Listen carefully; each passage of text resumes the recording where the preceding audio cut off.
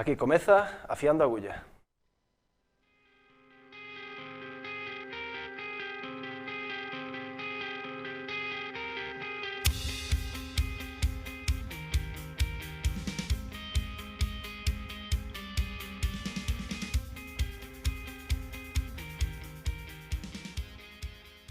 Boas noites, señoras, son as 10 menos 10 da noite, aquí en directo no Afiando a Agulla, un programa que seguides a través de Nos TV na TDT, de www.irmandade.tv, a través de internet. Hoxe temos unha convidada especial con nos, achégase xa o 25 de xullo, Día Nacional, segundo o Estatuto de Galicia do ano 1981, pero antes de ir con esta entrevista e moitas máis cousas que temos preparadas para hoxe, Sara, contanos que temos preparado para hoxe.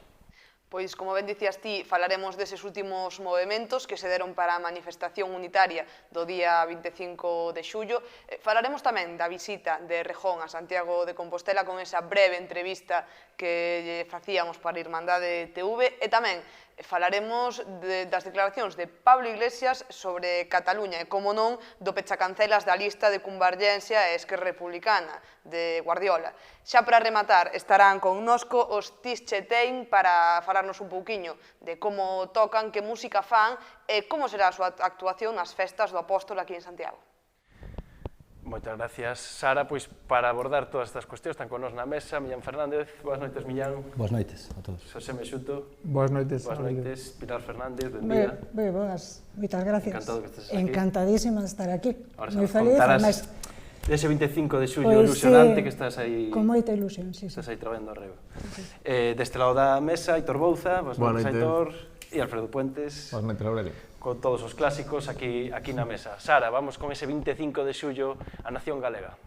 Pois continúan os movementos para xuntar forzas de cara ao 25 de xullo. Mercedes Queixas, Xosé Manuel Pereiro, Xavier do Campo, Pilar Fernández, Suso de Toro, Isabel Querdudo, Xurxo Souto e Rosa Aneiros fixeron o chamamento a todas as galegas e galegos pro vindeiro Día da Patria. Os promotores explicaron que a manifestación sairá ás 12 da Alameda de Santiago e a faixa da cabeceira levará como lema a Nación Galega. Tras a faixa, haberá un espazo para toda a cidadanía que non queira ir baixo os símbolos das organizacións políticas ou sociais. A manifestación será previa aos actos que as diversas organizacións políticas do nacionalismo realizarán en diversos puntos da capital galega. Así, por exemplo, o Bloque Nacionalista Galego realizará o seu tradicional xantar na contorna da Carballeira de Santa Susana, nas inmediacións do recinto do Festigal. A Nova, pola súa banda, organiza un xantar no Parque de Bonaval, que incluirá intervencións políticas de seu. E se ben non apoiará como organización esta marcha, si prevé adaptar o seu horario ao da movilización para permitir que os membros que queiran acudir poidan facelo, segundo confirmaron fontes consultadas. Compromiso por Galicia prevé xuntar a súa militancia no Parque de Belvís. E por outra banda, o Bloque e Compromiso por Galicia sí que confirmaron xa hoxe que se suman á convocatoria cidadá para a celebración unitaria do Día Nacional de Galicia ese vindeiro sábado 25. O voceiro do Bloque, Xavier Vence, o secretario xeral de Compromiso por Galicia, Xoán Bascuas, animaron a militancia das súas formacións a xuntarse á marcha que estará encabezada por representantes dese colectivo convocante, ese manifesto pola unidade e por cidadáns sen ningunha simboloxía partidaria. Moitas gracias, Sara. Pilar, estábamos acostumados normalmente do Día da Patria, o Día Nacional de Galicia, o 25 de xullo, fora unha data na que os partidos, as organizacións, acostumaban a tomar o liderado, a chamar a cidadanía a manifestarse. Por que este ano este novo formato? Pois porque nos xuntamos un grupo de xente que entendimos que a situación que está vivindo Galicia é especial, que cada vez estamos vendo que os nosos sectores económicos e sociales están sofrindo, que está habendo un cambio non só a nivel local, senón tamén a nivel estatal e a nivel internacional, e que as pequenas nacións pois cada vez teñen menos voz. Entonces, nos entendemos que nunha situación de emerxencia tan grande, cando se nos están mandando sinais de todos os sitios de que, bueno, pues que cada vez se nos vai a calar máis a nosa voz, entendimos dende distintas formas de sentir e de ver, e de entender a política e de vivir, que era moi urxente que a xente se responsabilizara de participar no noso día, o Día Nacional de Galicia, que temos, ademais, unha responsabilidade histórica de reivindicarnos como nación, de reivindicar os nosos dereitos, porque cada vez hai menos dereitos. Entón, sí hai que reivindicar os dereitos, pero tamén hai que asumir responsabilidades. E a mellor forma de asumir responsabilidades é que nós, os cidadáns, a sociedade civil, leamos un paso para diante para decir estamos orgullosos de ser galegos, queremos seguir existindo como nación.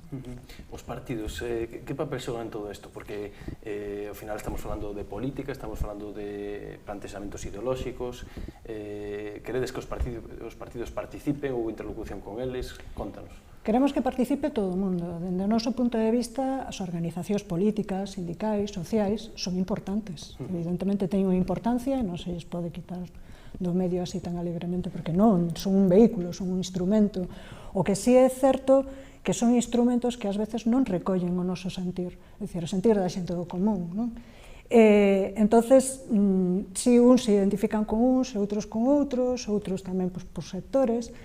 Por eso a nosa visión é moito máis global, é moito máis plural, é moito máis aberta. Nós o que queremos é que participe todo o mundo, que entenda que Galicia é unha nación, que este orgulloso da súa galeguidade e que queira seguir existindo, que queira dar un golpe na mesa e decirlle ao mundo, oye, mira que estamos aquí, non?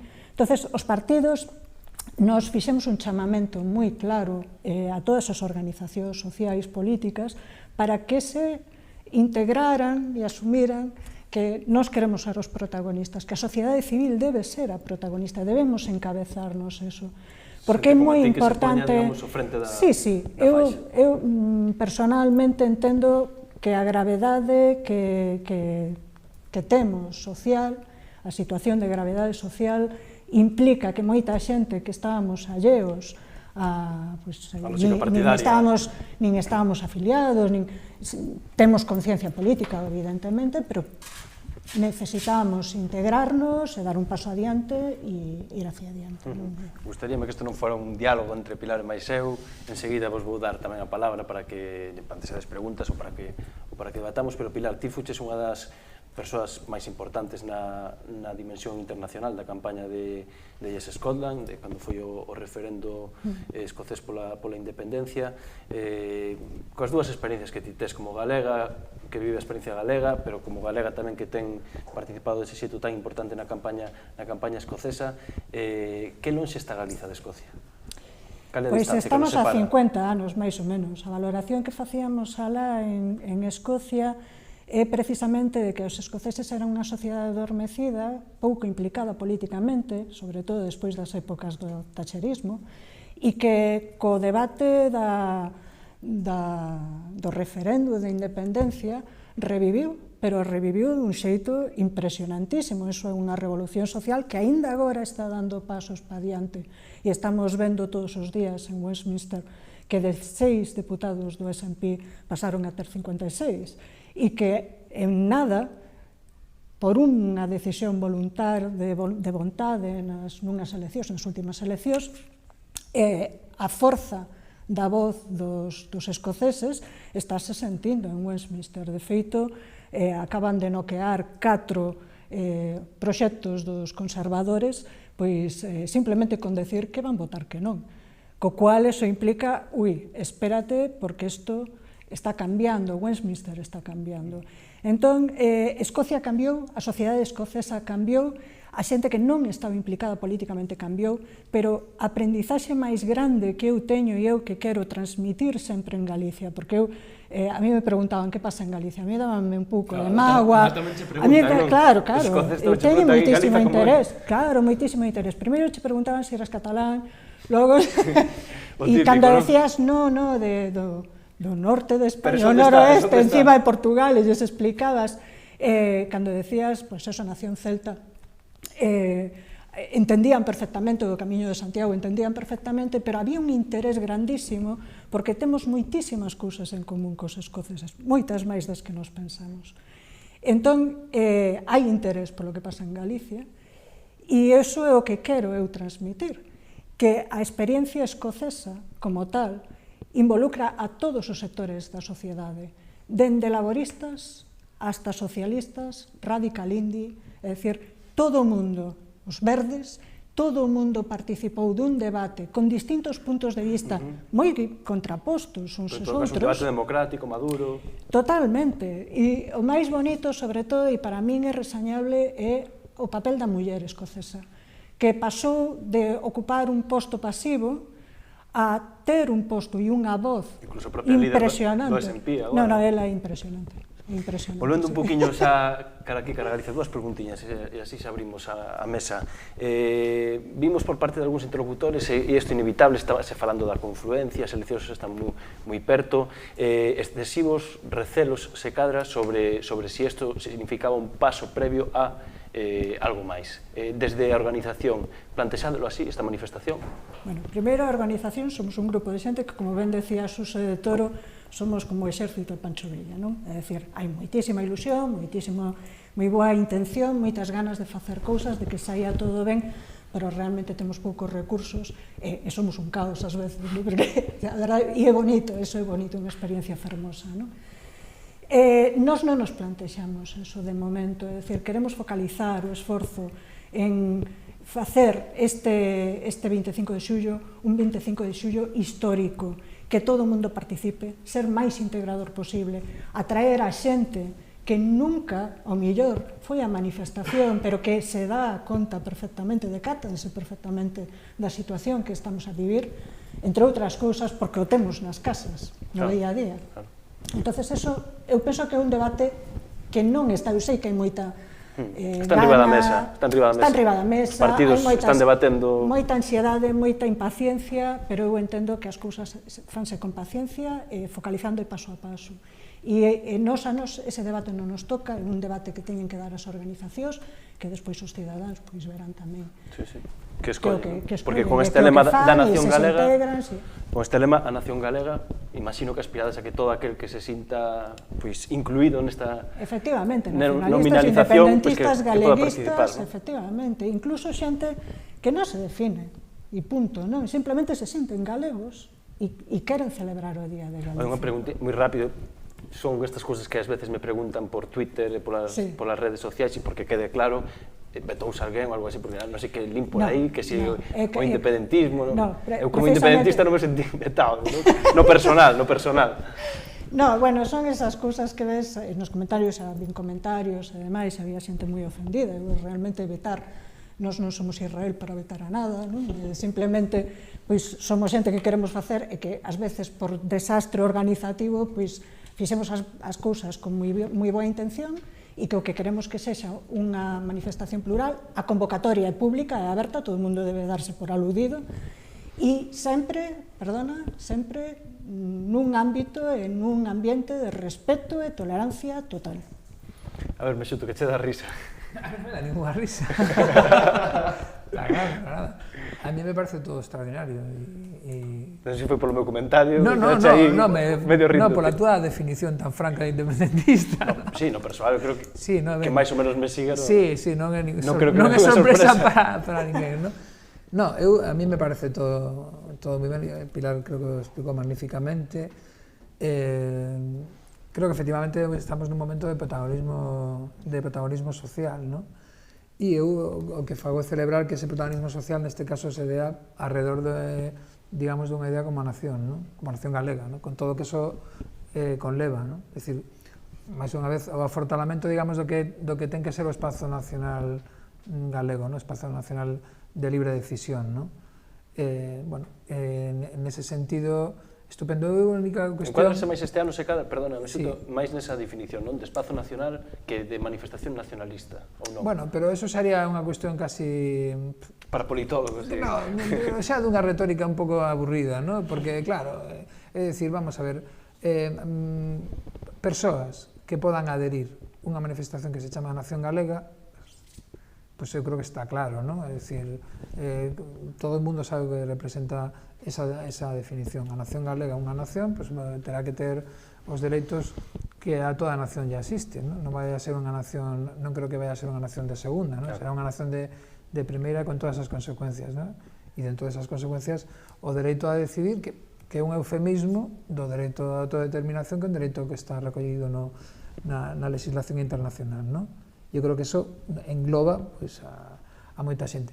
Creo que efectivamente é interesante este momento de protagonismo social e porque efectivamente quizá neste momento que as forzas políticas de alguna maneira desen, entre aspas, un paso atrás a hora de facer a convocatoria pode levar aparellado que algunha xente que se cadra, bueno, pois ir a unha manifestación, digamos, convocada por unha forza política, pois a podía retraer, que quizá neste momento sí que se vexan animados a iso, non? Bueno, e estupendo se iso é así, non? Estupendo, é dicir, canto a máis forza social haxa detrás desa idea, moito mellor. Pilar, a ver, podes ir comentando estas intervencións, si queres. No, seguimos. Non, bueno, a ver, a min a iniciativa a nivel personal me parece ben, non? Se ben, eu creo que o espazo que están a ocupar os partidos, por exemplo, o PSDG vai a celebrar o seu acto como tiña previsto xa e que leva facendo en Rianxo, non? En Rianxo, como fai todos os anos, a mesma hora, a verdade é que, bueno, pois dentro desa mesma que se fai, pois se vai a seguir facendo, non?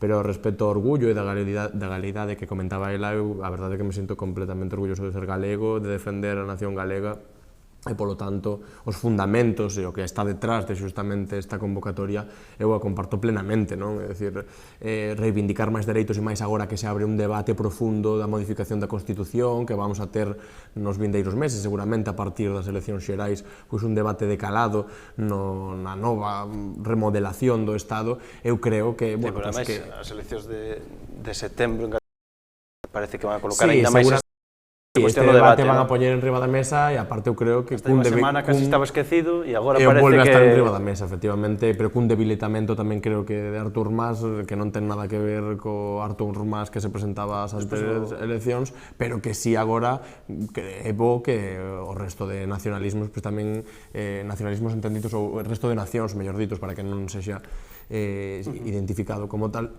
que tamén estean en riba da mesa e que non sexa só a nación de Cataluña que plantexe un debate territorial e que diga aquí estamos e que tamén creo que os galegos e galegas pois temos que dicir que tamén estamos aquí, que tamén temos moito que dicir nese debate territorial que se vai a abrir e que haberá moito que facer. Pero xa para concluir sí que me gustaría dicir que, bueno, que parece que esta manifestación, por suposto ben, eu creo que da man dese cambio social que aposta por mareas, cambio de xente, que non sexa un partido, é dicir, esta tradición que se está a implantar a día de hoxe, sí, un pouco a vida diaria que estamos a ver agora, non? Que a xente un pouco escapa dos partidos políticos como tal, como formación política e que se basa un pouco a sociedade civil, e que, vamos a ver, eu tamén me sinto sociedade civil, non por formar parte dun partido político deixo de selo. Un debate recurrente que estamos tendo últimamente. Por iso digo que... Hasta que punto somos ciudadanos todos que estamos sentados aquí. Efectivamente, por iso quería tamén deixar en riba da mesa, bueno, pois que ainda que estando de acordo...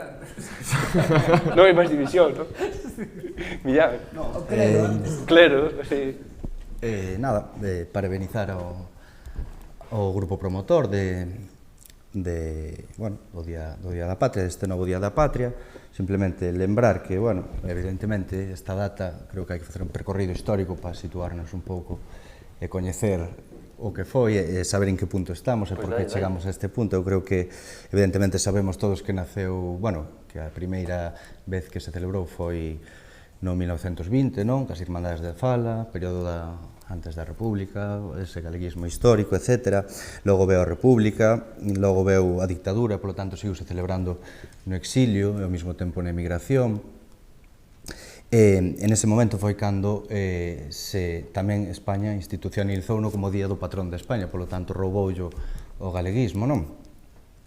Despois viñeron os anos 60, e aí é cando na semiclandestinidade o PSDG e a UPG o comenzaron a celebrar, non? Despois xa nos 70 comezouse a celebrar con evidentes, con represión, dura represión, incluso a Asamblea Prohibición Nacional... a que entraron a Escovello, que é unha batalla simbólica, non? A Asamblea Nacional Popular Galega. Por lo tanto, aí tuvo o significado evidentemente, de toda a unidade do nacionalismo, non? Despois xa viñeron os anos 80, a normalidade, democrática, por así dicilo, o nacemento do BNG, ano 82, e toda a tradición que seguiu hasta fai pouco, hasta fai... Que non deixan de ser, con todos uns anos, complexos para o nacionalismo, os 80, Evidentemente, evidentemente, os anos 80, nivel parlamentar, os institucional... Os anos 90, que son anos de crecemento exponencial do galeguismo, do nacionalismo, perdón, bueno, do galeguismo e do nacionalismo, en xeral. E chegamos ao seguinte milenio, chegamos á segunda década... Xa te estás chegando a eso que chaman AMIO todo. Claro, ben, aí enfrontanse, digamos que se enfrontan dúas, bueno, aí o BNG rompe, polos motivos que sexan, por múltiples motivos, por diferentes concepcións do que deberá ser o nacionalismo, diferentes lecturas, e bueno, aí abrese unha fenda que eu creo que aínda sigue evidentemente sen pechar. Eu creo que, por exemplo... Eso puras veces, claro, con estes debates. Con estes debates aflora vivamente.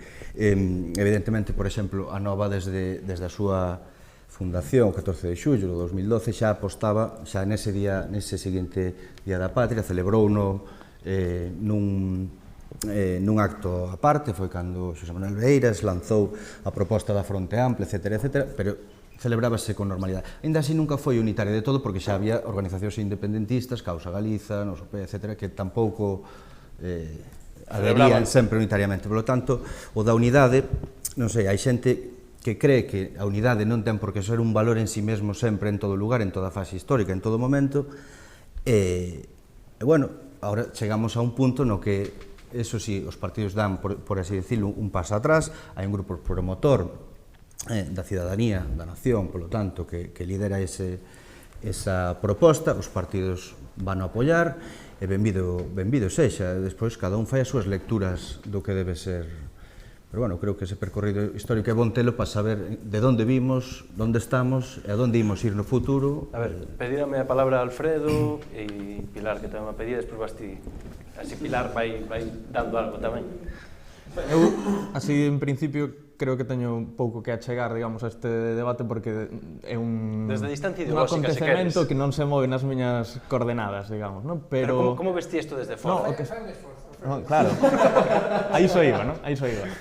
Ao falar a facer unha reflexión sobre o que significa que isto sexa unha manifestación unitaria, non? Cando eu leo o manifesto, non? E fala de un manifesto pola unidade e o Día de Todos, bueno, hai que lembrar que partes dunha premisa que é falsa. Esta nunca vai ser unha manifestación unitaria de todos, porque é unha manifestación de parte dun sector moi concreto da cidadanía, minoritario, ou podía ser maioritario, pero neste caso minoritario, con unha axenda política moi concreta, que é nacionalista.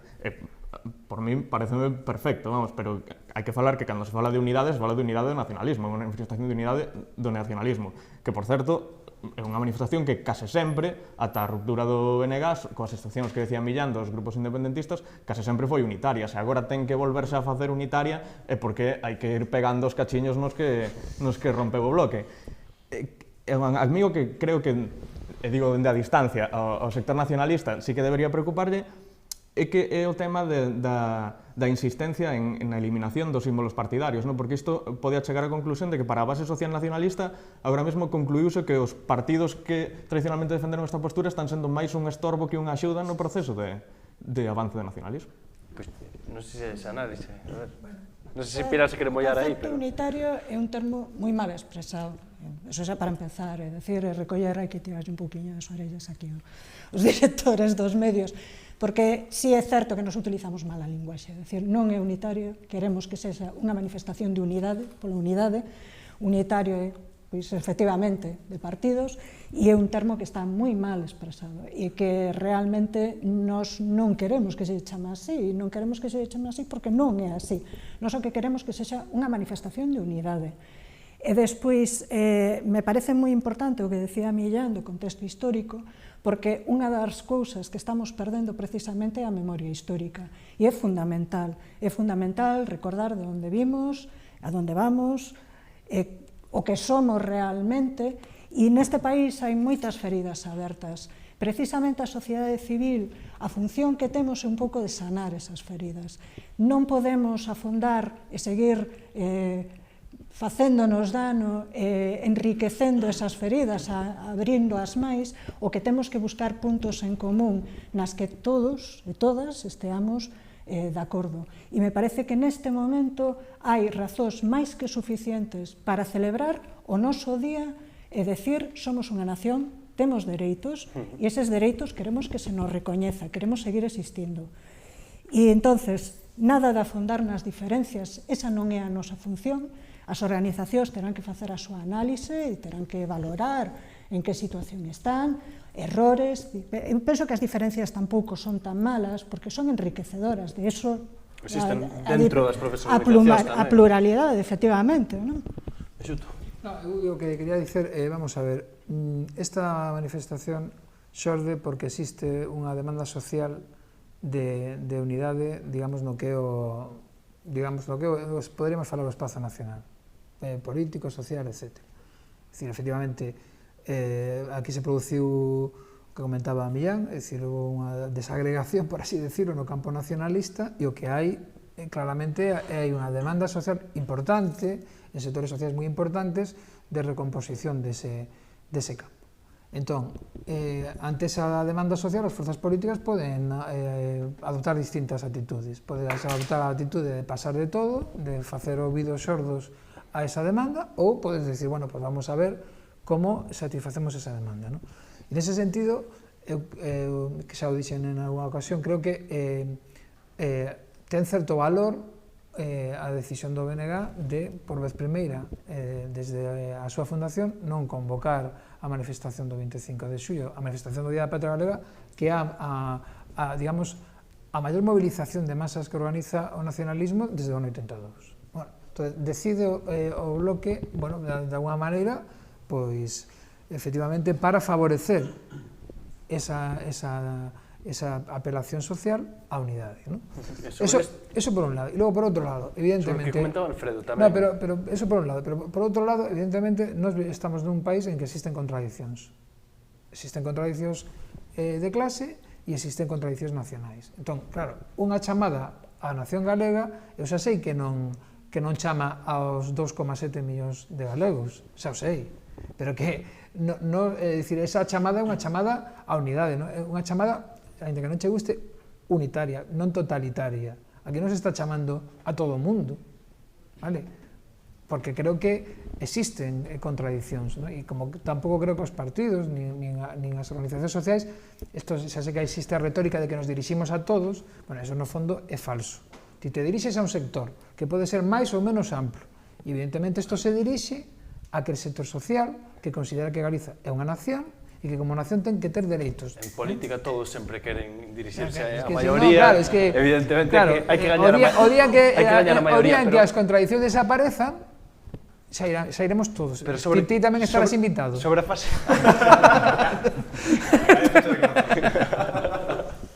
Pero sobre a parte final que dice Alfredo, é sintomático que os partidos den atrás de que as bases nacionalistas lle piden?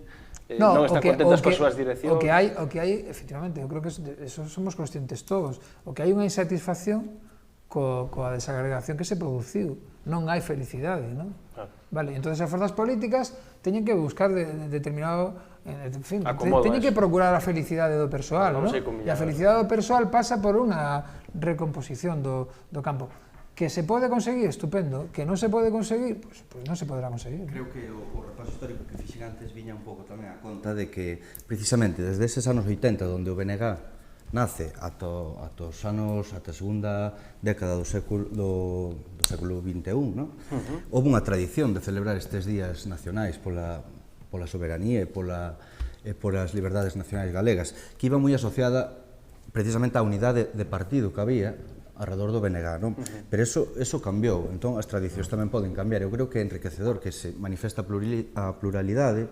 Eu creo que tamén temos que ver, por exemplo, no País Vasco, non é o mesmo a Berri e Oguna, co Alder de Oguna, o Día do Partido, do Día da Patria, no Día da Patria, cada organización, como as hai de esquerdas e as hai de dereitas, porque recordemos que o nacionalismo non é unha ideoloxía en si mesma, sino que é un movimento social, transversal, que pode, donde caben ideoloxías desde a extrema esquerda hasta o neoliberalismo máis radical, ou a dereita, ou incluso se deriva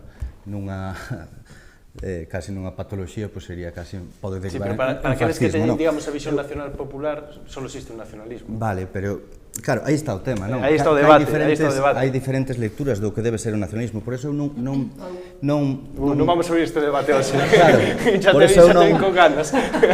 non concordo neste caso con Meixuto en que en esa lectura, nin tampouco en ligalo ao proceso das candidaturas populares ou como se deben chamar da Marea cara ás Cortes, non? Eu creo que, bueno, que o nacionalismo é moi plural, está ben que haxa un esforzo por celebrar conxuntamente esa manifestación, pero despois a pluralidade tense que manifestar tal cal é, porque esa é a realidade do Se cadra nacionalismo. o que percibo. Eu non creo tampouco que o nacionalismo medo, este mal, nin creo que haxa unha especial reivindicación en que teña que pero volverse... se cadra certo medo aqueles sectores que se sentían fagocitados dentro do BNG, dicir, a ver si agora, entendéndonos, nos van a volver a fagocitar. Hai case unha cuestión subxectiva nesta cuestión, máis que política obxectiva. O que quero incidir é que non acredito nesa visión pesimista do debir do nacionalismo, nin cínica, no sentido clásico de decir que o nacionalismo está mal, e hai unha demanda social de que temos que ir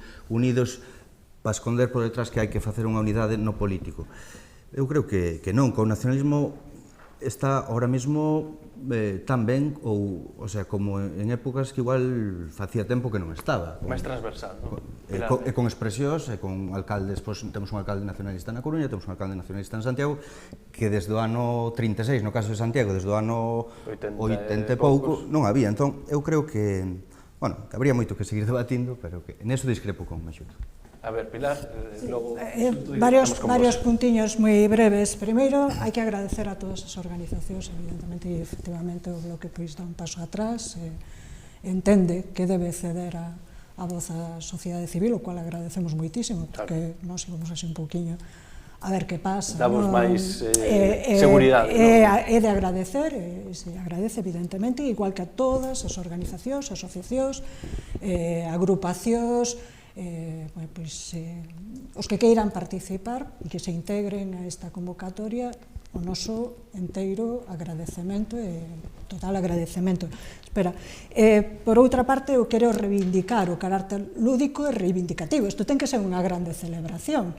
Isto un pouco recolle o espírito do Nunca Máis, ou acaba de haber, por exemplo, agora unha manifestación para defender o sector leiteiro e realmente... Sí, efectivamente, é dicir, cando o pobo, e moitas veces sin filiación, é dicir, é que non é só a xente que milita, para min o máis fundamental é mover a xente que non milita e a xente que está sufrindo estas políticas de austeridade, non? Que realmente en Escocia esa era o debate, austeridade versus anti-austeridade, non? E esa era... Porque o debate independentista en Escocia estaba, digamos, identificado coa esquerda tamén. Totalmente. Meixuto, rematamos por aquí. No, vamos a ver, Millán. Ben querido amigo. Claro, pero no, vamos a ver. Coma, Millán, coma. Millán, coma. Carta a Millán. No, vamos a ver. Claro, eu creo que os exemplos de fora está ben, como antes o que falaba Pilar de Escocia e tal, pero a nosa realidade non é a realidade vasca, creo, non? Porque creo que aquí non existe un problema de clase entre o nacionalismo que pode representar o Bloque e o nacionalismo que... Diferentes lecturas de como debe ser... Pero bueno, pero creo que non hai un problema de clase, creo, non? Nese caso non. En Euskadi sí, en Euskadi hai un problema de clase que fractura o nacionalismo, pero aquí creo que ou en Cataluña, sí. Claro, aquí creo que ese problema non existe. No, creo que basicamente o nacionalismo aquí se coacciona desde a esquerda, basicamente. Básicamente. Tamén hai sectores que non variantes da esquerda. E logo falas de que o nacionalismo está nun bon momento, porque se os alcaldes de Santiago e o alcalde de Coruña... O alcalde de Coruña probablemente se sea nacionalista, é nacionalista, pero el mesmo di que non vai a exercer como alcalde nacionalista, porque non foi eleito ni se presentou por unha candidatura nacionalista, ¿no? Entonces, bueno, de alguna manera... Aí está a confusión, confundir o nacionalismo co partido. Pero él declara... Hai nacionalismo máis alá do bloque. No, pero él declara... por suposto, pero él declara que él non vai a exercer como alcalde nacionalista. Por tanto, moi ben, isto como na intimidade pode ser católico tamén, pero claro, a él o vamos a xulgar pola súa acción política e pública. É como se mide, onde está o nacionalista? Bueno, é él, non son eu. Cos feitos, vamos a ver, pero é él, non son eu, o que manifesta e afirma que non vai a exercer como alcalde nacionalista. O alcalde normal, porque non se presentou con unha proposta nacionalista ás eleccións. Se presentou con unha proposta ciudadanista, candidatura de Unidade Popular, donde confluyen sectores nacionalistas con sectores que non o son. Pero non se presentou con unha proposta nacionalista. Nítidamente nacionalista. Pero leva incorporado no programa propostas. Sí, pero ni nítidamente ni non nítidamente. Ademais, eu non son o autor da frase eu non vou a exercer como alcalde nacionalista. É o señor alcalde da Coruña quen pronunciou esa frase. Por tanto... É como para selo non fai falta dicilo. Bueno, entón hai que serlo non quer dicir que hai que escondelo. Clandestinamente. Non, simplemente hai que ser... Claro, es que me parece unha manera extraña de ser nacionalista, esto de, bueno, soy nacionalista, pero non lo digo porque no... Bueno, non hai que avergonzarse de selo, pero tampouco hai que leválo como bandeira. Que son de esquerdas, pero que non o digo. No, claro, es unha cosa como Pablo Iglesias, son de esquerdas, pero non o digo porque non sei que. Dicía Rosa Díez que todos éramos do PID, non o sabíamos, así que... Sí, e o PP tamén di que somos do PP. Entón, vamos a ver, entón... Es el partido de los trabajadores. Que dixo que esperaba. Veña, a ver, vamos a ver a última palabra. E a manifestación do 25 non significa nada en relación coas eleccións xerais, non ten nada que ver. Non debería irse por aí esa lectura, non necesariamente. Ora, si se me preguntan, ti crees que na sociedade galega existe o desexo de que se concrete unha unidade nacional galega? Eu creo que sí. E que eso teña reflexo 25? Sí. E que eso teña reflexo nas eleccións xerais? Sí. Creo que eso é así. E as forzas políticas que existen e que en teoría se moven nese campo terán que dar respostas si queren, se non queren, cada quen é moi libre. Pilar, para todos aqueles e aquelas que nos estexan vendo e que quedaran convencidos de que hai que participar e con ganas, como poden colaborar, como coa campaña, todas estas cousas. Estades convencidos, xa nada, noraboa. Os que non estades convencidos, convídovos a participar e especialmente fago un chamamento a todos aqueles emigrantes. Ali, Pilar. Emigrantes, Daquela. xente do mar, as amas de casa, os funcionarios, a mocidade, os engañados polas preferentes, a todos os sectores para que participedes con nos nun día histórico. Temos que facer sentir a nosa voz, temos dereitos e temos a obriga e a responsabilidade de reivindicalos como nación, e ali estaremos. Nos estaremos diante con unha faixa que o que pretendemos é que a xente participe, que vai adiante, que nós sexamos os protas deste día, que a sociedade civil sexan os protagonistas deste día. Podedes colaborar asinando o Manifesto pola Unidade. Eu vos invito a colaborar e a asinar o Manifesto pola Unidade, que, por certo, xa van máis alá de 1.200 sinaturas, co cual falamos por voz de toda esa xente que realmente ratificou esa primeira iniciativa. Estamos a luz, seguro que nesta semana se acelera todo. Eu espero que sí. E, por favor, mirade na páxina 25 de xullo a Nación Galega, dadelle o me gusta, sacadevos selfies co logo, nas redes, compartir. Que se vexa. E avisade a todo o mundo, o día 25 ás 12, no Paseo da Alameda. Aí os vos esperamos. Pois un placer, Pilar, terche aquí. Eres unha das persoas que fixo isto posible, así que moitas gracias. Moitas gracias a todos vos, moitas gracias. Hasta cando queiras. Pois Pilar Imara, unha das promotoras do Manifesto pola Unidade, que vai a convocar a todos os galegos e galegas que se sintan de nación a manifestarse ou a mobilizarse o próximo 25 de xullo. E aquí en Santiago, pois, estamos de festas do Apóstolo, como non, e hoxe pola mañán, Chus Caramés estivo cos cativos e cas cativas aí polo barrio de Santa Marta. Imos ver un resumo do que aconteceu ali pola mañá e despois saímos con Sara Torreiro o paso de Rejón por Galiza.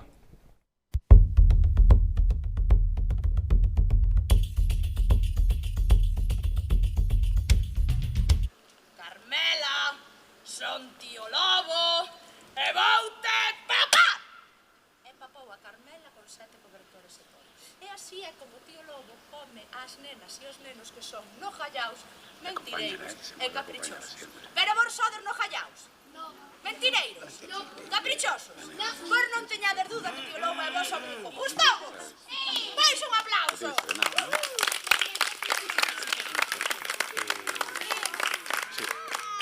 Así que justo lle moito de cantar mentras se cociña. Así que se me axudan vostedes. Que se vea caldero. Hai de cantar. Que rica sopa, sopa de pedra.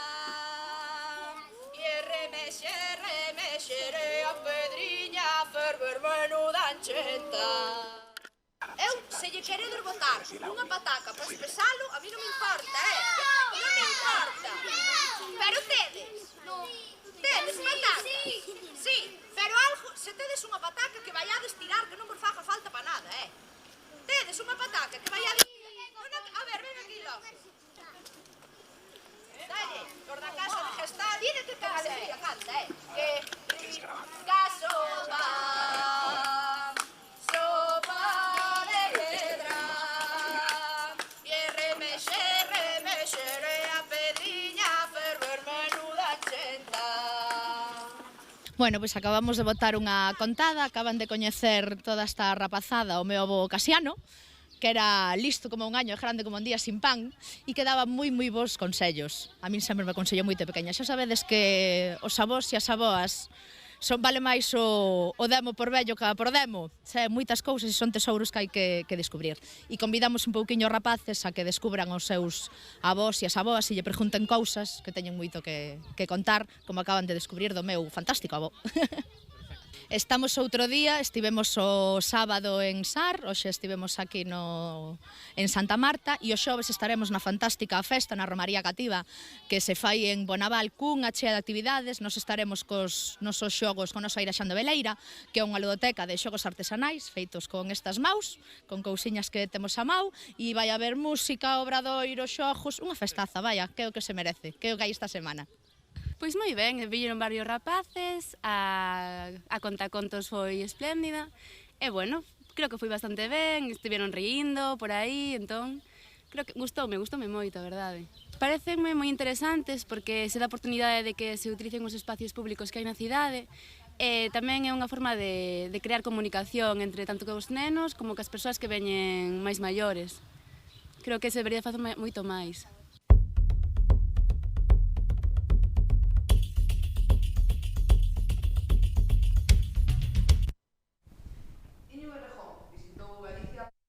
Nas xornadas de procesos constituíntes organizadas por Podemos en Santiago.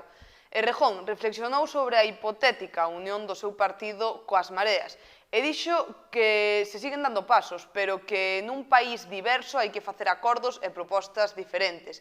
Afirmou que non se trata de xuntar partidos, nin siglas, nin de xuntar a quen pensa absolutamente igual. No último debate que pechou as xornadas, a man dereita de Iglesias en Galicia, Antón Gómez Reino, preguntou aos poñentes cal debía ser a fórmula de encaixe dos suxeitos nacionais que encarnan o Estado español. Beiras e Errejón amosaron as súas diferenzas. Errejón puxo en riba da mesa varios puntos. O primeiro, que o fundamental para un movimento constituínte é que haxa un horizonte compartido. No caso do Estado español, un Estado plurinacional. Sostiña Errejón e afirmaba que a plurinacionalidade implica asumir que a Constitución do 78 só pode escacharse na escala estatal. Errejón tamén puntualizou que a soberanía ten que ser dos povos, pero preguntouse que cantos povos hai no caso do Estado español. O membro do núcleo fundador de Podemos quixo aclarar que existe Galicia, existe Cataluña, existe o País Vasco, pero España tamén existe como identificación nacional. Beiras, cando colleu o micrófono, contestoulle que en Galicia xa hai un proceso constituínte propio. O líder de Anova razou que a nación preexiste o Estado porque se construe nun proceso sociohistórico e sociocultural. O fío diso, Beiras engadiu que cando unha nación se fai desde o Estado, que é o caso do Estado español, iso chamase chauvinismo. Para Beiras, no proceso constituínte do Estado ten que aparecer o suxeito político da cidadanía galega, porque se Galicia agardase o que pasa nas Cortes madrileñas, iso sería, mutatis mutandis, o Estado autonómico, explicoulle Errejón. que se está produciendo ya una modificación del tipo de acuerdos, del tipo de instituciones y del tipo de marco jurídico que nos contiene y que nos dice que será de nosotros. Creo que es obvio que ese cambio está en marcha. Creo que, y esta me parece una idea central para que luego no erremos en los análisis, este cambio lo han iniciado las minorías privilegiadas. El cambio lo iniciaron los de arriba. No hemos vivido una situación en la que la gente en un momento dado haya acumulado fuerzas y ha dicho el conjunto de las instituciones y de las élites que existían no valen y hay que cambiarlos. Pues estamos con Íñigo Errejón. Boas tardes, Íñigo. Hola, boas tardes, encantado. Bueno, estás en Galicia, xa se pechou a xira do cambio, síguense falando de pactos, o referéndum de Podemos sigue mantendo a sigla de Podemos en primer lugar para que los territorios como Galicia, Cataluña, Valencia. En realidad lo que creemos es que vamos a unas elecciones estatales y ahí hay que encajar piezas muy diferentes y territorios o naciones con agendas políticas y con dinámicas diferentes. Lo que decimos es, nosotros vamos a ir a las generales y queremos sumar con fuerzas y con dinámicas territoriales o nacionales propias, con acumulaciones de fuerzas propias, para sumar fuerzas para una candidatura en clave constituyente a las elecciones generales. Esa es nuestra propuesta. Os actores políticos galegos, Nova, léase as propias mareas municipalistas, en principio gusten máis unha fórmula onde todos os partidos se poden integrar, cunha marca única, pechas a porta definitivamente a que haxa unha marca única, por exemplo, Marea Galega, e se poden integrar todos os partidos? Hay que ver, estás hablando de actores políticos que conforman...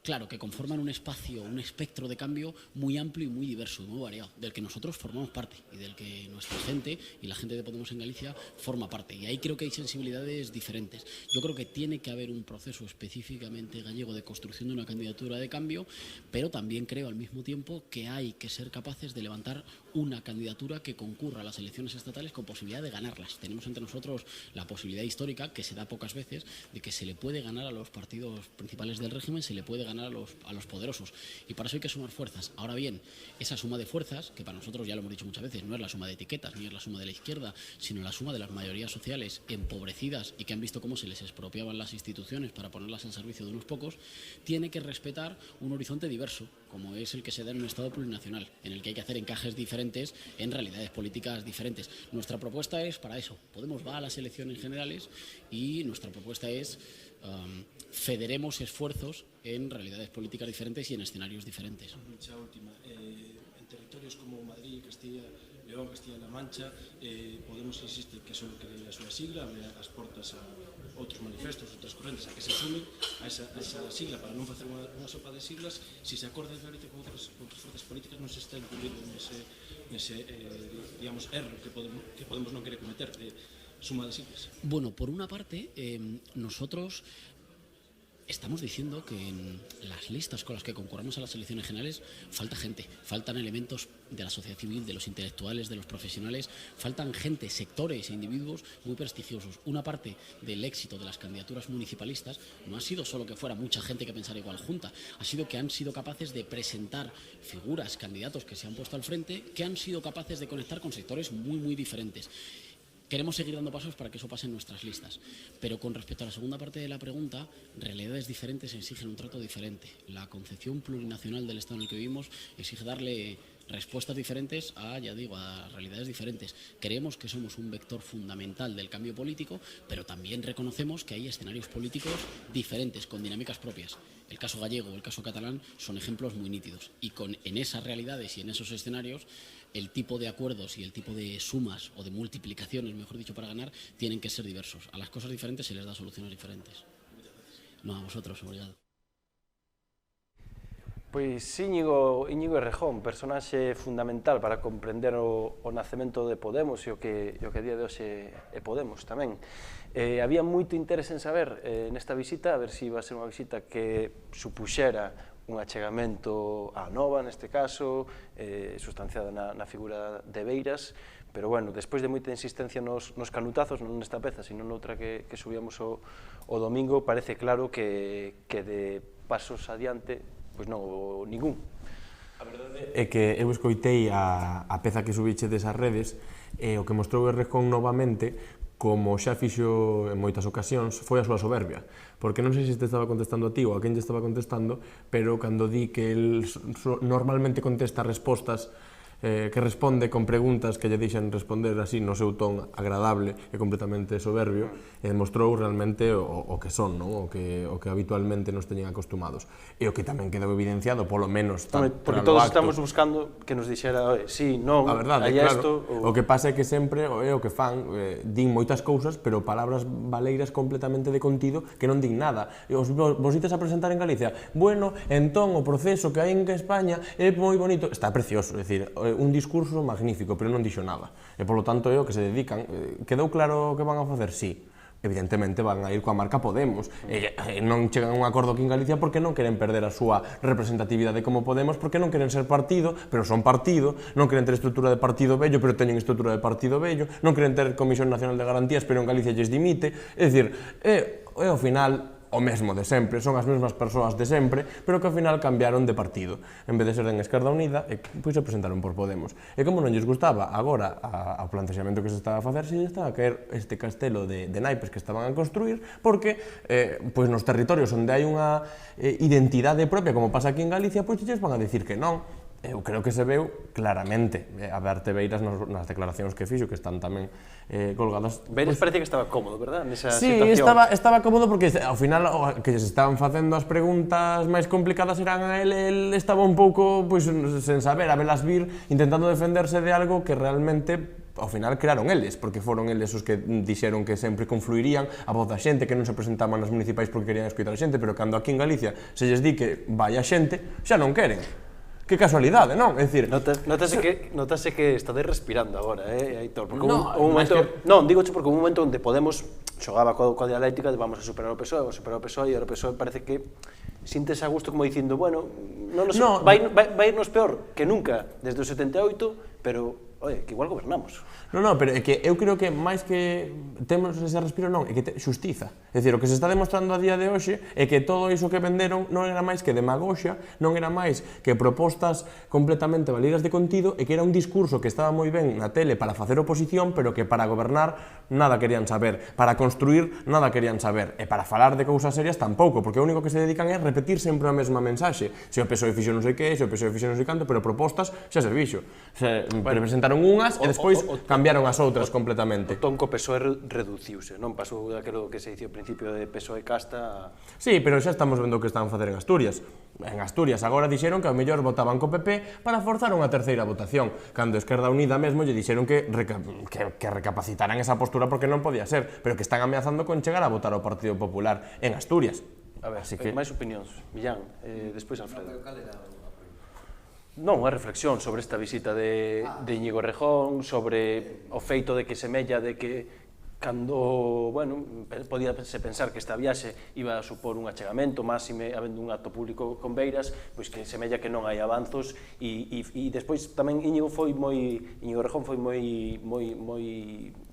marcou moito, non? Vai haber papeleta e sigla de Podemos en todos os colexios electorais. Ben, eu que vin, eu estive aí no acto, non? Era un acto de Podemos Galiza, organizado por eles para debatir sobre os hipotéticos procesos constituíntes, e ademais para toparse con xente de outras organizacións. E vin que fun a varias charlas, varias conferencias, con xente, de Esquerda Unida, de Podemos, de Anova, do BNG incluso, Annalisa Bouza estuvo por ali. Foi un espazo de encontro para contrastar opinións de cara, sobre todo, máis que a posible ou hipotética confluencia ou posible creación de candidaturas de Unidade Popular, simplemente para facer unha diagnose do estado da situación do país aquí en Galicia, pero tamén do conxunto do Estado español e da oportunidade que se abría de, unha vez chegado ao poder, hipotéticamente, ou cunha maioría suficiente que permita abrir un proceso de procesos constituíntes, pois cal sería a posición de cada un dos actores aí, non? Entón, pareceme positivo un espacio así para intercambiar opinións. A esquerda está a falta de roce, de falar e de poñer en común cuestións. Había xente intelectuais como Xavi Domènech, que eu creo que é un un home imprescindible para... Pero un pouco o que se busca, non? Sí. Entendo, neste acto, dicir, seguir avanzando no diálogo entre sectores que son de Podemos, sectores que veñen do nacionalismo, bueno, todos, digamos, os sectores políticos que se reuniron por volta do que hoxe coñecemos como mareas ou candidaturas de Unidade Popular. A base electoral que votou eso semella que lle gusta esa idea, non? Que lle gusta a idea de Marea Galega, pero o formato por arriba semella que non hai... Claro, hai unha tensión, non hai contacto. Evidentemente hai unha tensión, eles tiñan a aposta de ir por libre, de ir ca marca Podemos, simplemente, e posiblemente, quizáis, así vai a ser, non sei, é moi pronto para saberlo, pero tamén estamos a tempo de que é estamos nun tempo histórico tan cambiante, tan voluble, que o que decidiron en Vista Alegre pode ser perfectamente reversible en todo caso. Poden cambiar de opinión, por exemplo, de Podemos guión Compromís, pois poderá ser así, en Cataluña pois será de outra maneira. Aquí parece claro que Podemos guión outra cousa, desde logo non vai ser, ou as forzas que poderían estar aí non o irían a aceptar. Entonces, bueno, iremos vendo, habrá que seguir falando e xa veremos. Alfredo. Sí, bueno, a min o que me sorprende da visita de Rejón é que, bueno, parece que nestes tempos é verdade que di Millán que as cousas mudan moi rápido, pero moi rápido. Que a xente está facendo cousas moi raras, en xeral. O novo senador de Podemos, o Ramón Espinar, anunciaba que renunciaba a un soldo que legalmente non pode cobrar, non? E agora tamén, sí, decía, non vou cobrar como senador e como diputado autonómico, non, é que non podes. E agora tamén Íñigo Errejón anuncia que Pablo Iglesias anuncia que van a someter as súas bases a ver se queren concurrir con Podemos e outra cousa que é o que levan dende xuño ofrecendolle a todo o mundo. Que sentido ten? Esa alternativa, ademais. Claro, dice, non, agora vamos a consultar coas novas bases un cambio. O que leva dicindo Monedero desde xuño que estamos ofrecendo a todo o mundo Podemos e outra cousa, agora que o digan as bases, porque xa sabemos que as bases de Podemos ás veces contan, ás veces non contan, etc. Pero, bueno, en xeral, eu creo que hai unha actitude extraña por parte de todo o mundo. Quero dicir, a Nova non lle vale agora Podemos guión outra cousa, pero valíalle ir de número 5 na lista Izquierda Unida nas europeas, e agora de repente necesita unha vocación de espazo propio, etc. E o Partido Socialista, home, a mí me fai moita gracia decir que Aitor Bouza diga que estes señores para construir non valen, cando están construindo con eles en Aragón, en Castela Mancha, en Extremadura, todos les dieron a investidura, en Baleares, en Valencia, a presidentes do PSOE. Entón, o problema non é que, digamos, Podemos se este acercando a Marea, o problema é que Podemos se está acercando moito ao PSOE. O problema é que Podemos, a vontade que ten, que probablemente cada vez é máis difícil, é suplantar o Partido Socialista. Por eso non quere pactar con Izquierda Unida, non? Porque pensa que eso lle alonxa do votante do PSOE. Igual que pensa que ao mellor o bloque é un lastre tamén. E pactando co nacionalismo tamén lle alonxa do votante medio do PSOE, non? Me xuto. Bueno, estamos no capítulo 4 e creo que no capítulo 57 seguiremos coa mesma leria, ¿no? Que si para arriba, que si para baixo, que si vemos este matiz, que si vemos aquel outro e tal. Eso é indicativo de que tes unha posición de fondo clara. Non teño unha posición de fondo, pero... Que parece que hai que Concho... interpretar os pozos do café de Íñigo Errejón para saber que... Porque non o di, non? A ver, o que vexo é un exceso de tacticismo, non? Claro, Póker cuberto ou descuberto, preguntaba. Póker cuberto ou descuberto, de tacticismo. E entón, claro, cando as forzas políticas se transforman única e exclusivamente en máquinas electorais, eso logo é moi difícil de combinarlo co seu suposto rupturismo, non? Porque ti tens que ter unha posición estratégica, non? De fondo. E esa posición estratégica, a partir desa posición estratégica, logo, claro, tens que facer adaptacións tácticas, pero que non podemos estar no hipertacticismo de que de que cada 2-3 días analizar os movimentos por si hai tal. A ver, a posición de Podemos eu creo que é clara, que é a posición fixada no Congreso de Vista Alegre e que ademais se vai a refrendar no referendo destes días, non? Que é un referendo ben curioso. Eu realmente, si son alumno de Pablo Iglesias na Complutense, fliparía, porque me pasaría a metade do examen lendo e relendo o enunciado da pregunta, non? Porque... Mi madre, non? Eu creo que hai que estar en telecos para entender... O problema non o vexo no enunciado, o problema o vexo nas opcións da resposta, non? Non, bueno, que é un... Ou sí, ou non se sabe. É un enunciado dificilísimo de entender. E segundo, é un enunciado de que ti ganas sempre. Co cal é un referéndum... Bueno, falaban da pregunta de Tsipras, a pregunta de Tsipras comparada con isto dunha sinxeleza absoluta, non? Claro, é que aquí si votas non, que significa votar non no referendo de Podemos? Tería que convocar unha asamblea, non? Mais que un referendo é un plebiscito alrededor da idea do líder. O líder ten unha idea e, bueno... Non pode sair non o líder. Claro, é un plebiscito que non se pode perder, non? Entón, Esa é a posición de Podemos, que eu creo que sigue no fondo. Podemos está atrapado pola idea quimérica de Rejón de que se lle pode disputar o centro ao PSOE, non? Eu creo que todos os movimentos de Podemos neste momento se ecuacionan nesa clave, é dicir, Izquierda Unida o ven como un lastre, porque si se leva a Izquierda Unida na mochila non se pode competir co PSOE, non? Claro. E no fondo Rejón, así como Monedero tiña, digamos... E no debate territorial... Monedero tiña, bueno, un pouco no debate territorial, ¿no? Podemos é unha, vamos, Podemos ter unha función no sistema político español neste momento, que é a de conter... Vamos a ir con Aitor, porque houve unha declaración hoxe de Pablo Iglesias sobre a cuestión importante. Claro, ben. Aitor. É que, ao final, Podemos Galicia manifestou esta semana que as súas bases non son democráticas e que non se sinten representados por Podemos porque non son democráticas. É dicir, o partido que naceu porque non había democracia, para reivindicar máis democracia, eles mesmos din que xa non é demócrata. Increíble.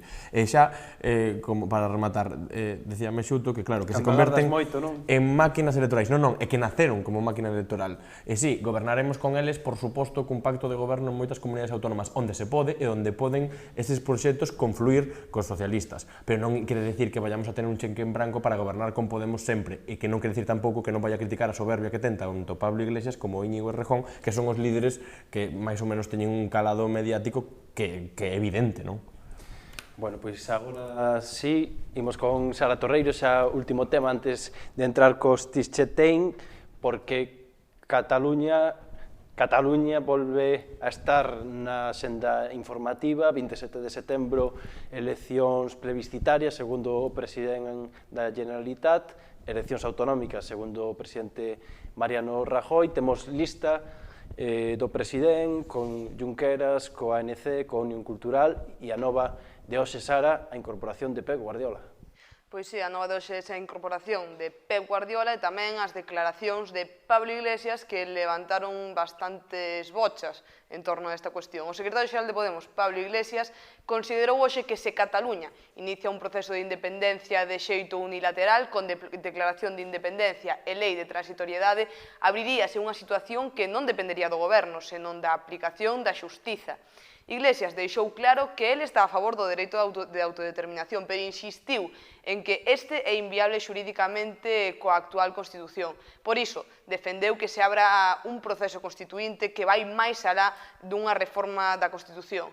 O líder de Podemos está convencido de que o discurso de Podemos serían menos os cataláns que quererían separarse de España, o que el denomina usar a seducción.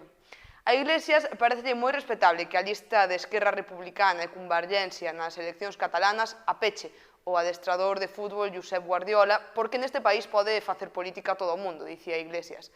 Asemade, Iglesias avisou de que a soberanía non depende das bandeiras que leven os policías nos uniformes, senón que depende de ter escolas, hospitais e servizos públicos que funcionen. De feito, advertiu de que Convergencia e o Partido Popular foron aliados históricos que coincidiron no fundamental, precisamente nas políticas económicas que, ao seu xuízo, destruen a soberanía. Moitas gracias, Sara. Non sei como vedes esta volta de Cataluña. En canto as palabras de Pablo Iglesias, hai dúas posibles lecturas do que dixo, non? Por un lado, o formal, non? O según ordenamento xurídico español, evidentemente, se chega a ese punto de unha declaración unilateral de independencia, seguida de aplicación, agora mesmo non sei cal é o artículo, pero incluso o exército está legitimado, incluso nese último termo, para usar a forza e prohibir... Bueno, el fala da xudicatura, o sea, de que tería que intervir a... Bueno, formalmente eso é unha evidencia, ese sería o proceso, pero tamén desde outro punto de vista... Claro, pero é tan evidente que chama atención, non? Claro, sí, o sea, é como dicir nada, pero no caso de que houbera unha declaración de independencia fora reconocido internacionalmente Cataluña como un Estado soberano propio, xa non sería de aplicación, quizáis, ou sería discutible que, o sea, as leis españolas en Cataluña, si fora un Estado xa soberano e independente. Entonces, aí habría un conflicto de legitimidades, de legalidades, ademais, a nivel internacional. Entón, bueno, ten esas dúas lecturas, non? En canto de Guardiola, e así xa eu dou a miña opinión, bueno, pois que Guardiola este que este aí, bueno, a min, eu son guardiolista e acérrimo, pois, bueno, a min, bueno, me gusta que este, non, que este, que sempre foi unha persoa que se significou moito na defensa dos dereitos e liberdades nacionais de Cataluña, é unha persoa que, bueno, de recolle pelotas chegou a ser un mito pois, do barcelonismo, do catalanismo de Cataluña, é un mito global, non? No deporte, pero que vai máis alá do deporte. Entonces, de feito, esta incorporación hoxe tivo unha repercusión internacional na prensa que é moito maior que a propia presentación da lista. O proceso catalán ten unha relevancia internacional. Despois, máis alá, eu ao mellor non sei, quero dicir, que vaya con Artur Mas, cando é, bueno, neste caso é formalmente o líder dese proceso, non, pero que sai da base da sociedade civil, non é un proceso liderado nin auspiciado por el, pero Artur Mas, eu desde logo, e aí coincido con Pablo Iglesias, eu desconfiaría moito de Artur Mas porque sigue sendo quen aplica o neoliberalismo en Cataluña de maneira drástica, aplicando recortes, etc. Pois aí nesa cuestión, segundo algúns, a burguesía catalá o comparte porque din que con Artur Mas que xa non queren saber nada del, non? Sí, bueno, decía Millán que hai dúas lecturas posibles no que dixe Pablo Iglesias, eu creo que só hai unha, que a lectura é hai que votarme a min. A lectura é, primeiro, o Podemos Cataluña di que pode haber unha ruptura a nivel catalán, que pode haber un proceso constituinte, creo que usaban esa expresión, proceso constituinte non subordinado ao español. E logo Pablo Iglesias di, non pode haber un proceso constituinte, pero entón tedes que votarme a min para que eu teña maioría en Madrid. E así vos axudo, tal. Se queredes a independencia, pero se non queredes a independencia tamén tedes que votarme a min, porque son que estou en contra de Artur Mas, o sea que... sempre gaño. Hai un laberinto no que ao final sempre acabas votando a Pablo Iglesias, non? A Pablo Iglesias o que necesita, como ten esa vocación que xa falamos aquí, de superar ao PSOE, de ter un grupo parlamentar superior ao do PSOE, etc., necesita, como necesita o PSOE, os votos en Cataluña. El quere conseguir os votos en Cataluña como se conseguiron sempre, coa indefinición, co que usou sempre Convergencia e Unión, co que usou o PSC para ganar nas xerais. Si, estamos a favor de, bueno, si, tal, non? Esa é a estrategia. Pero o PSC en Cataluña fala de federalismo e Podemos de que fala, pero Podemos de que fala de singularidades, de... non? Fala, depende, Podem en Barcelona... Fala do respeto ao dereito de libre determinación, outra cosa que despois, desde Madrid, desde as Cortes, non sei como actuaría. Ben, polo que di, deixaría que actuaran os xuíces, non? Pero ao final é o discurso conseguidor de CIU, non? Ti me votas a min, eu vou a Madrid e dende Madrid consigo o teu proceso constituinte. Pero ao final, Pablo Iglesias chega ao final meses tarde á mesma conclusión que xa plantexou o PSOE e o PSC. Lembro que cando aínda estaba Alfredo Pérez Rubalcaba, fíxose, creo que foi en Sevilla, un Consello Federal no que se plasmou por escrito uns acordos nos cales se pedía reforma constitucional a prol de unha maior integración de España e unha maior integración de todos os povos e nacións que integran o noso territorio non estatal. Polo tanto, que agora nos veña a dicir que a Constitución di isto, pero despois, cando non lle vale a Constitución, di que esta Constitución non vale para nada, entón, dependendo do día. É dicir, agora, como non lle convén dicir, porque é independentista, pero a Constitución o ampara para non ser independentista. É que é fantástico, porque agora se ten que mollar e agora ten que facer política. Como son activistas sociais a tempo completo, pois claro, é o que ten. En todo caso... Vamos con Mexuto, a ver, que está pedindo a palabra. Vamos a ver, eu esta mañá lendo, almorzando ali en fin, no editorial del Mundo, perdón. Hai que ler todo, Mexuto, leo os ermos. No, por eso. No, pero faz moi ben. E además se che está empezando a notar, Bueno, entón, lendo efectivamente o editorial del Mundo, que, bueno, era, más... creo que é unha especie de Saddam Hussein. Si ti lees a prensa española, bueno, e a galega, porque o que se escribe aquí sobre Artur Mas é unha especie de mestura entre Hussein e Gaddafi. Unha especie, es el compendio... Sempre Arzallo, sempre foron un tío suicida aí que vai contra... É o compendio de todos os males, non? E logo tamén que non sabía onde vai. Pero fora de que non sexa esa mestura, sí que hai que recoñecer que todas esas políticas que se están criticando de neoliberais que están tapando coa independencia... Pero ademais é o inventor do neoliberalismo. É dicir, o neoliberalismo o inventa Artur Mas tamén. Bueno, entón, é todo malo. Non sei se penso mesmo a burguesía catalana, eu insisto porque... Eu vexo máis co PP, co Unión... Como conclúe o editorial El Mundo? Tranquilos. Non vexo co independencia. Como conclúe o editorial El Mundo? Tranquilos, está Podemos Iniciativa e está Ciudadanos. É dicir, que son as bazas que obxectivamente nos poderá gustar máis ou menos, son as bazas que vai a xogar España nesta batalla. Moito máis que o Partido Popular, que en Cataluña é un partido absolutamente residual, e moito máis que o PSC, que aínda que foi un partido moi importante, neste momento está absolutamente desdebuxado. Podemos equiparar do lado españolista, por decirlo así, a posición de Ciudadanos, que é totalmente centralista, etcétera, coa posición que poida ter ese espazo Cataluña sí que se pot, ou como se diga... Cataluña sí que as pot continuar en España. Realmente, ao final, o que acaba de decir... Eles apoyaron o referéndum, incluso. Non digo Podemos, digo Iniciativa per Cataluña, quero dicir, son favorables a libre determinación. Outra cosa que despois voten... O candidato da lista independentista, Raúl Romeva, marchou de Iniciativa per Cataluña porque Iniciativa per Cataluña non está pola independencia. Claro, non está activamente pola independencia, pero sí porque os cataláns voten. Claro, pero que está a maioría dos catalán está nese punto máis alá xa, de cara ao 27. É que eu creo que, vamos a ver... De cara ao 27, polo menos. Pero que vamos a ver, o que se está vivindo en Cataluña, sin dramatizar, pero bueno, en algún momento se acabará historiando, é unha revolución nacional. Hai revolucións sociais e hai revolucións nacionais. Unha revolución nacional que pode fracasar. O sea, non está escrito que vaya, pero o contrato histórico que fundou o Estado español entre a burguesía catalana, a burguesía vasca e os latifundistas castellano-andaluces, ese contrato está roto. Ese contrato está roto. E un sector moi importante da burguesía catalana rompeu ese contrato, vale? Porque efectivamente hai sectores da burguesía catalana que están no PP, que están en Ciudadanos e que están en Unión, pero hai sectores importantes da burguesía catalana que están en convergencia e que están por un proxecto de Estado independente.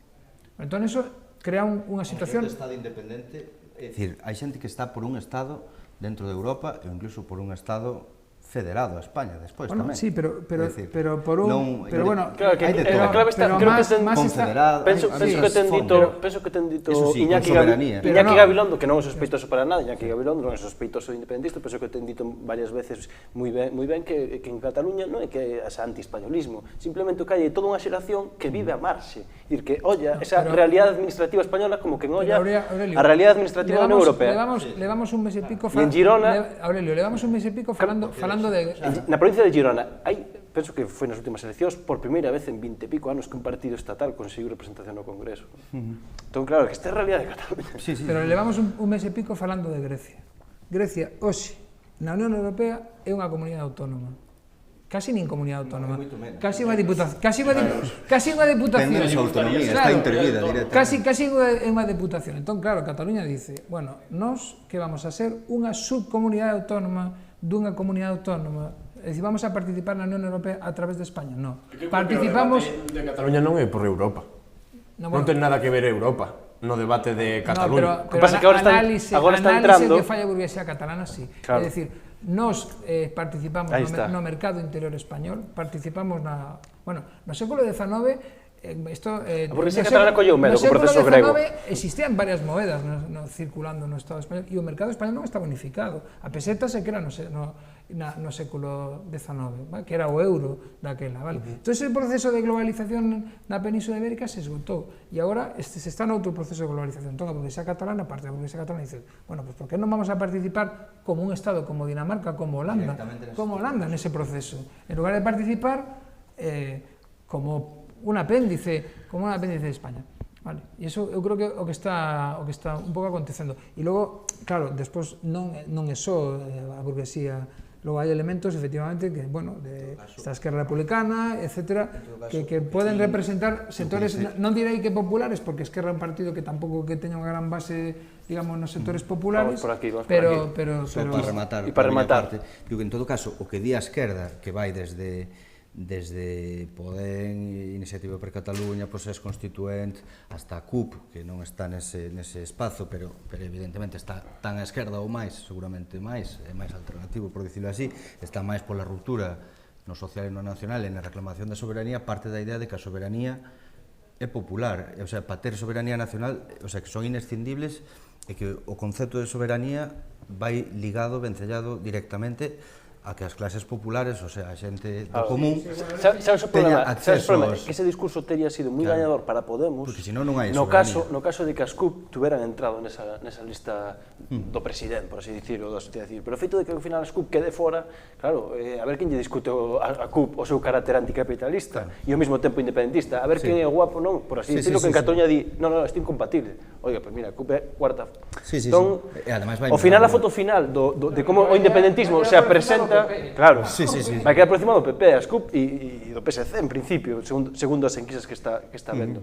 Entón, probablemente a foto ideal para aterrizaxe de Podemos en Cataluña teria sido todo o independentismo nesa mesma lista, para rematar. O independentismo se aproveitou da indignación da xente en base a todas...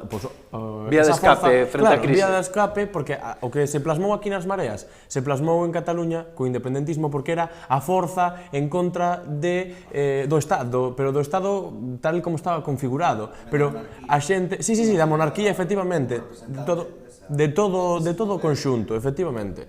E, polo tanto, ao final, pero tamén se esqueceron que agora ao mellor tamén o están a ver un pouco de todas as políticas que estaba facendo máis. Porque el o que fixo foi unha bomba de fume. Cando lle interesaba, cando fixo e arramplou con todo o sistema sanitario, cando quitou todas as prestacións sociais, todo iso, que pasa? A xente non se deu conta de todo iso? Esa importancia, cando acabou tamén cos funcionarios, cos dereitos que tiñan, é dicir, todas as políticas que levou a cabo son políticas completamente en contra da xente. Polo tanto, primeiro, antes de poñer en riba da mesa outros temas, creo que terá que abordar eses. O que pasa é que el lle sabe moi ben, porque fala de independencia non fala das políticas sociais, non fala de educación, non fala de sanidade. Ao mellor hai que retomarlle ese debate. E agora saiu esta semana unha enquisa co porcentaxe de xente que apoiaría a independencia e baixou moitísimo. Por que? Por esa ruptura e tamén porque a xente xa non entende que o proceso independentista represente esa rachar con o modelo anterior de política. Veña, Alfredo, xa nos vamos ao seguinte. Realmente non sei se a indefinición de Podemos ou a indefinición de Cataluña sí que es pot, nese ámbito, beneficialles. Eu creo que eles creen que sí.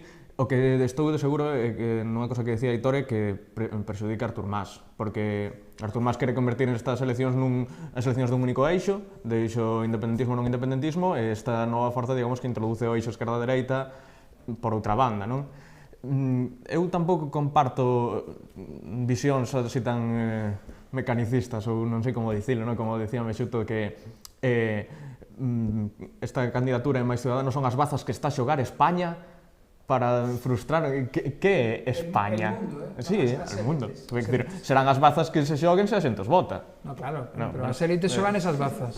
As élites españolas. Eu o que diría todo o contrario. Cataluña, La Vanguardia. Eu diría todo o contrario, que Cataluña, como idea e como eslogan, é a baza que está xogando Artur Mas para gañar estas eleccións. Xa coas declaracións de ou eu, en Cataluña son eu, etcétera. Bueno, o propio Artur Mas dixo unhas declaracións, nesta sección vai haber un novo bloque que é o bloque dos sí se puede. Ou algo así dixo. Volve outra vez a mensaxe das mareas. Eu o que quero dicir é que isto é unha baza electoral, creo que moito máis que unha convicción, porque se miramos por outro lado, creo que, non sei se foi hoxe ou onte, que o conselleiro de Economía de Cataluña, o señor Masculel, lle ofrecía a Cristina Cifuentes ir xuntos para pactar o novo modelo de financiación autonómico, pero de cando se van a estar independizados en sus bancos? Mentre hai que gobernar, Alfredo. Mentre non chego o día de hai que gobernar. Bueno, moitas gracias aos catro, estamos forísima de tempo. Alfredo, Aitor, un placer. Mexuto, Millán, moitas gracias. Moitas gracias aos catro. Imos con algo de música de Tischstein. É difícil dicilo, non sei como acertou o presidente Feijóo a dicilo deste xeito. Imos con música de Tischstein e agora a volta, aquí estarán con nos na mesa.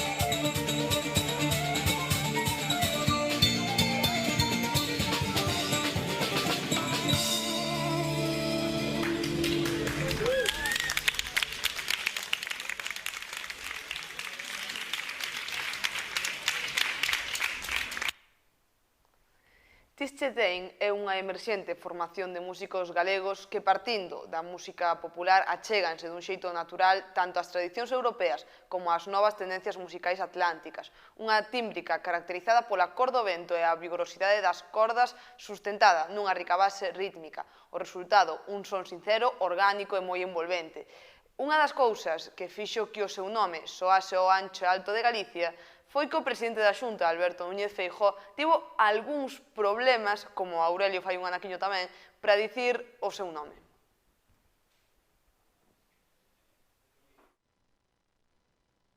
Carlos Núñez de Tischetén. Comparte a medalla coa banda Tischetén.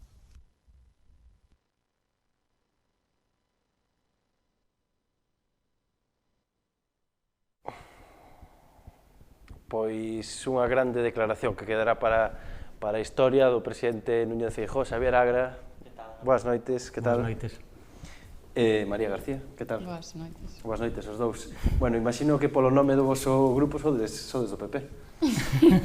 Está claro, sí. Un homenaxe que lle fixestes ao presidente. Sí, deunos aí o nome estupendamente. Estaremos eternamente agradecidos por ese gran favor que nos fixo. Bueno, nomearnos para as medallas Castelao. Bueno, que tipo de música facedes? Música folk, podese dicir? Así, sin máis, sin apelidos? Sí, pódese decir.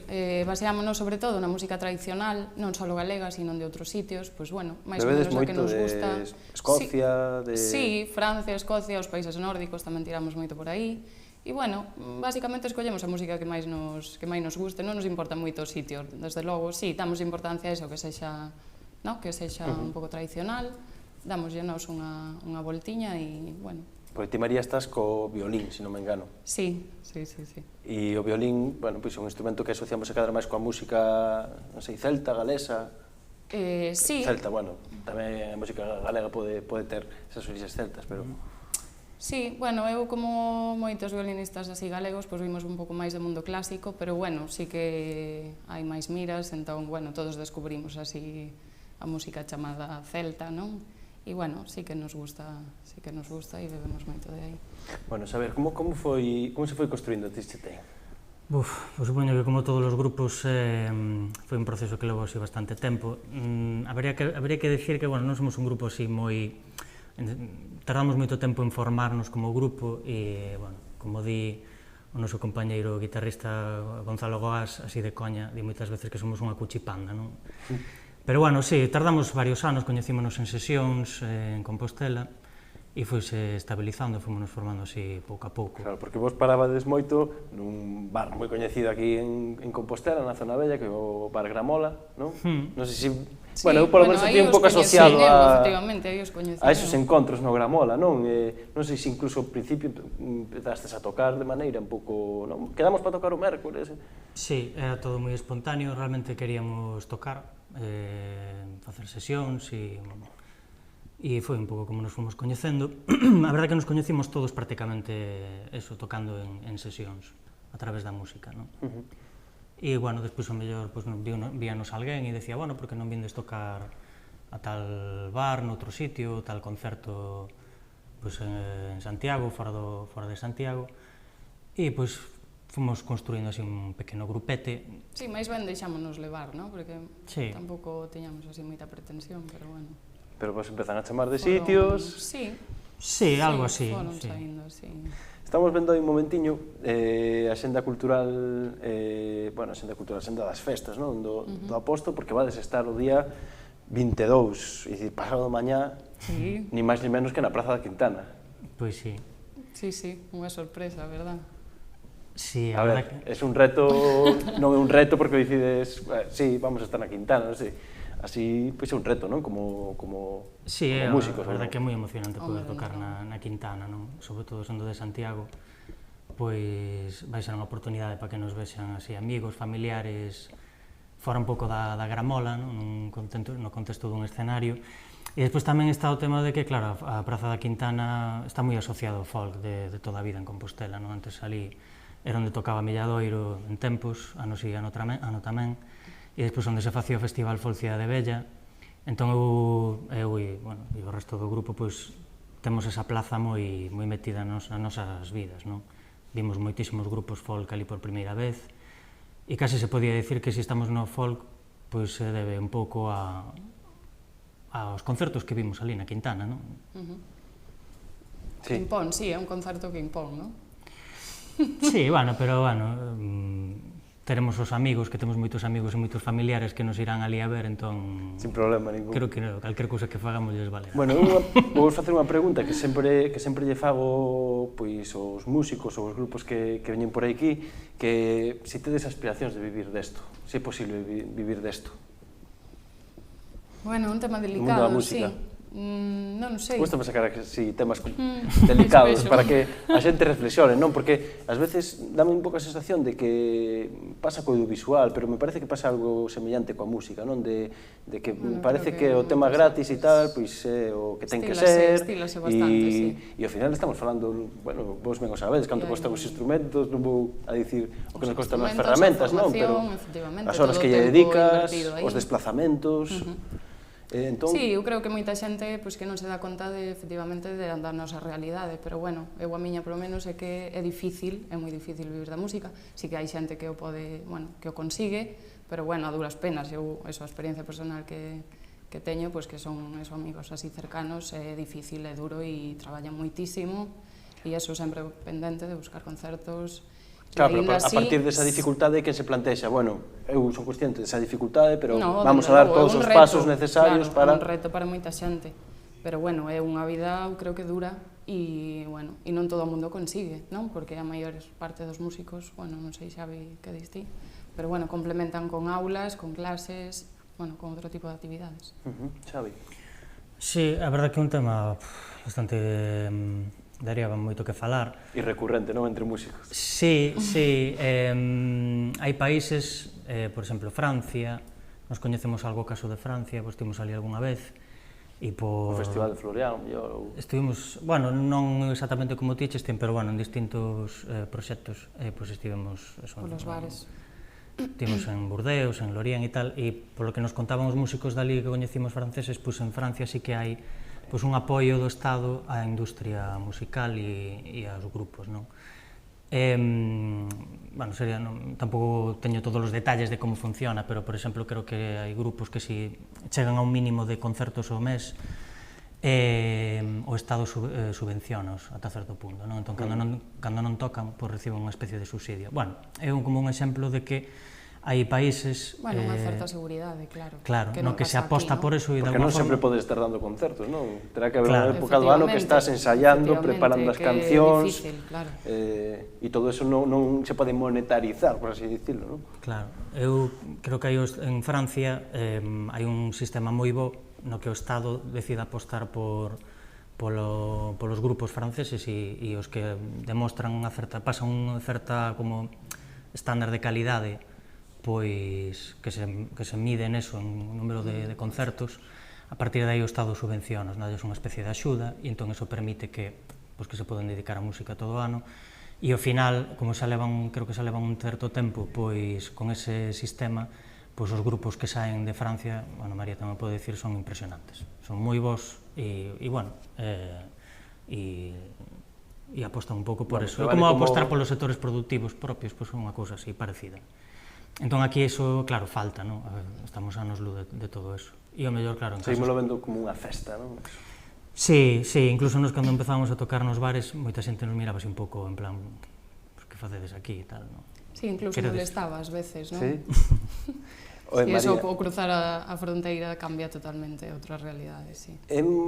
Se cadra o folk o máis galego dos estilos musicais ou non? Ou é un tópico que se ten repetido moitas veces? Bueno, ahora aquí estánse facendo outros estilos e a verdade moi, non sei, con moito acerto, creo.